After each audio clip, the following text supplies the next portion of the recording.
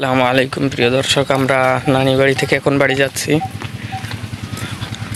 Trawler আসতেছে, তো trawler এখন ঘাটে চলে আসতেছে। আমরা ট্রলারে উঠবো এবং ট্রলার নদী পার হব। পার হয়ে ওপার থেকে আমাদের গাড়ি আছে, সে গাড়িতে যাব। তো ট্রলার খুব ধীর স্থিরভাবে চলতেছে, কারণ পানি কমে যাচ্ছে আর নদীতে খুব স্রোত। তো আমরা জানি যে আমাদের এই খুলনাতে এই নদীতে কুমির ছিল, তো সে কুমিরগুলো এখন নাই আপাতত। তো এই আশেপাশে যে ঘেরগুলো আছে, এই ঘেরগুলাতে তারা মাছ খেত। তো আমি নিজের চোখে দেখছি কুমির, তো 3-4টা কুমির ছিল। তো যাই হোক, ট্রলার ঘাটে চলে আইছে। তো ট্রলার থেকে সবাই নামবে, নামা হয়ে গেলে আমরা সবাই এখন উঠতেছি ট্রলারে, এখন নদী পার হব।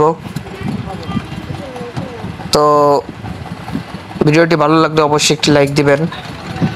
আমরা ট্রলারে উঠে গেছি। তো ট্রলারে যারা ছিল সবাই খুবই ভালো মানুষ, সবার সঙ্গে কথা হলো। তো আমার পিছনে আমাদের মাঝি, সে কিন্তু ট্রলার চালাচ্ছে। তো ট্রলারের যেহেতু ইঞ্জিন আছে, ড্রাইভারও বলা যাবে না। তো আমাদের মাঝি আমার পিছনে দাঁড়িয়ে আছে।